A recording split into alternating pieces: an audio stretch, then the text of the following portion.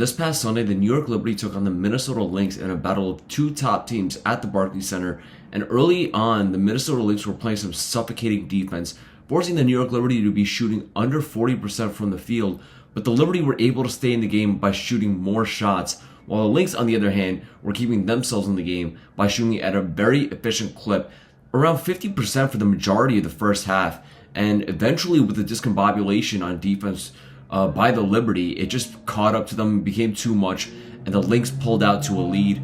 The Liberty found themselves down 7, but after a 10-0 run with a couple of threes in there, they were able to make a comeback, and the game was tied at 42 going into the half. Now, in the middle of the third quarter, though, the Liberty got some bad news, and that was that Breanna Hamilton, she walked off the floor, grabbing behind her left leg, around the knee, around the hamstring area, and after that, the momentum kind of shifted back. The Lynx were able to retake the lead. The Liberty remained shooting under 40%. Breanna Stewart took a major step back as far as offensive efficiency goes in this game. She was 5 for 20 from the field, 0 for 5 from 3. She tried to make up for it with her 12 rebounds, but the problem was that Sabrina Ionescu also had a poor game as far as scoring efficiency goes. She was 7 for 20 from the field, 1 for 10 from 3.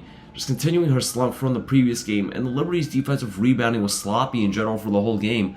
So how did they stay in this game? Jonquel Jones had a fantastic game. She was 8 for 13 from the field and 3 for 6 from 3. She had 21 points.